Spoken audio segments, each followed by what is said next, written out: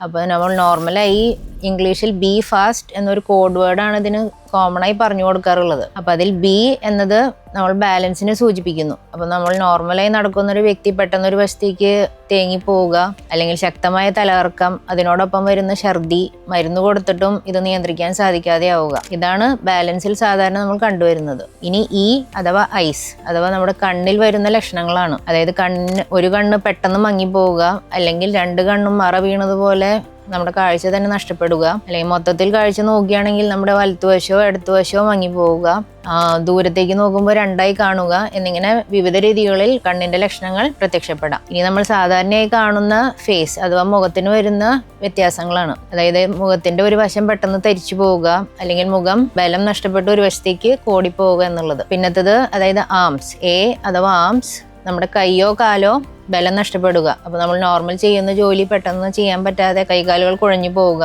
അല്ലെങ്കിൽ ഇതുമാതിരി കൈയിനോ കാലിനോ വരുന്ന തരിപ്പ്. അവസാനമായിട്ടുള്ളതാണ് സ്പീച്ച് അഥവാ നമ്മുടെ സംസാരത്തിൽ വരുന്ന പ്രശ്നങ്ങൾ. അതായത് നമ്മൾ സംസാരിക്കുമ്പോൾ നോർമലായി സംസാരിച്ചുകൊണ്ടിരിക്കുന്ന ഒരു വ്യക്തി പെട്ടെന്ന് വാക്കുകൾ തിരിയാതെ ആവുകയോ സംസാരം കുഴഞ്ഞു പോവുകയോ ചെയ്യുക എന്നുള്ളത്. പിന്നെ ചിലപ്പോൾ നമുക്ക് ഭാഷയിൽ തന്നെ വ്യത്യാസം വരാം. അതായത് ഇപ്പോൾ നമ്മളൊരു കാര്യം ചോദിക്കുകയാണെങ്കിൽ അവർക്കത് പെട്ടെന്ന് മനസ്സിലാകാതാവുകയോ പ്രതികരിക്കാൻ സാധിക്കാതെയോ വന്നേക്കാം. അപ്പോൾ ഇതാണ് നമ്മൾ മെയിനായിട്ട് കണ്ടുവരുന്ന ലക്ഷണങ്ങൾ. ഈ സ്ട്രോക്കിന്റെ ചികിത്സയിൽ സമയത്തിന് വളരെയധികം പ്രാധാന്യമുണ്ട്. അതൊന്ന് എന്നുള്ളത് നമ്മൾ ഓരോ മിനിറ്റ് കടന്നു പോകും തോറും ഈ ഓക്സിജൻ കുറവ് വന്ന് നമ്മുടെ ബ്രെയിനിൽ ഏകദേശം 1,00,000 ന്യൂറോണുകൾ തന്നെ നശിച്ചു പോകുന്ന ഒരു അവസ്ഥയാണ് കണ്ടുവരാറുള്ളത്. സമയം കൂടുന്തോറും നമ്മുടെ രോഗത്തിന്റെ ആക്കവും കൂടി വരും. ഇത് കൂടാതെ നമ്മുടെ ചികിത്സ നേടുന്നതിലും സമയത്തിന് വളരെ പ്രാധാന്യമുണ്ട്.